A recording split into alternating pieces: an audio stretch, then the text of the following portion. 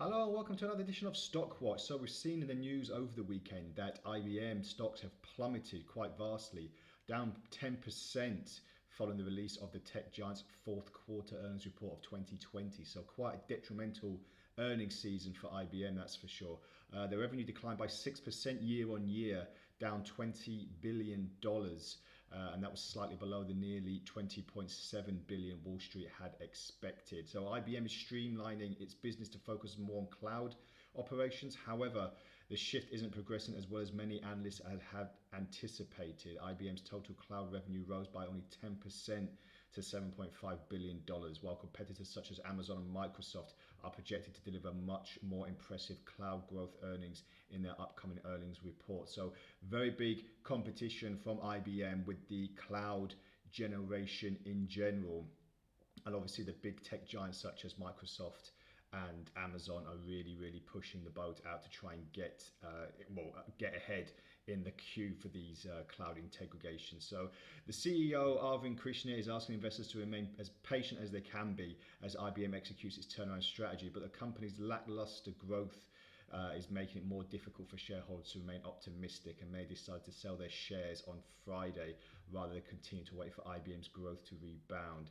So, it's quite detrimental period earnings season for some companies. It can turn it around for a lot of companies like the banking sector, which I mentioned on the Stockwatch last week, but unfortunately for IBM in particular, they haven't done very well.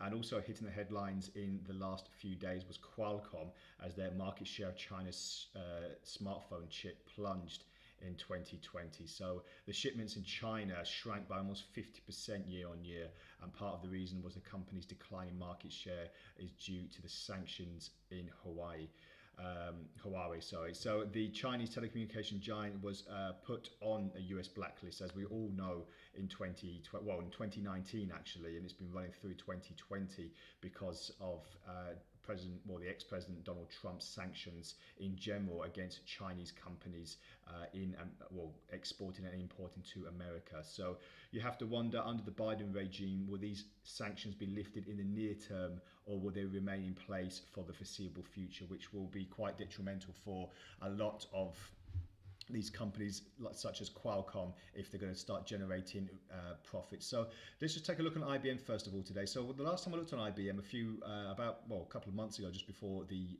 Q3 period was ending, I saw a slight downward trend, and what we saw was a bit of a bullish breakout, and then we had prices eclipse into the trend, into the downward trend again, and now we're seeing a steady outflow. But what we've seen here at the moment is quite detrimental, and it could actually force more selling pressure as bears enter the market. So all I want to do is just extend this downward descending channel.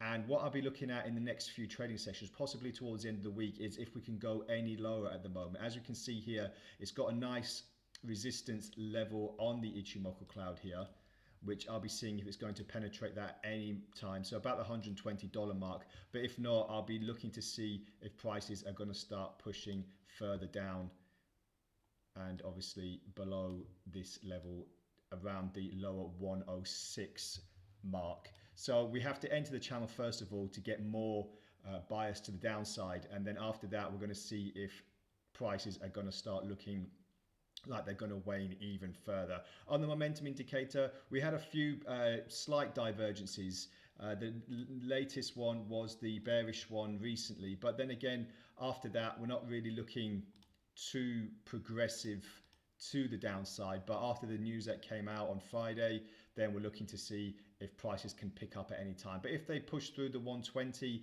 we could have a possible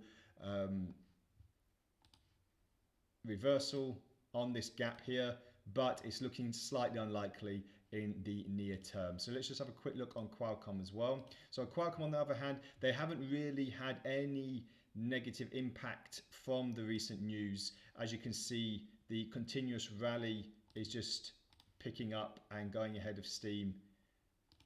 And as you can see, it's in a nice ascending channel as well. So not really looking for any slowdown in momentum on Qualcomm. Just going to keep looking at the headlines and seeing if anything comes out that's going to be detrimental for the company itself. Nothing to suggest on the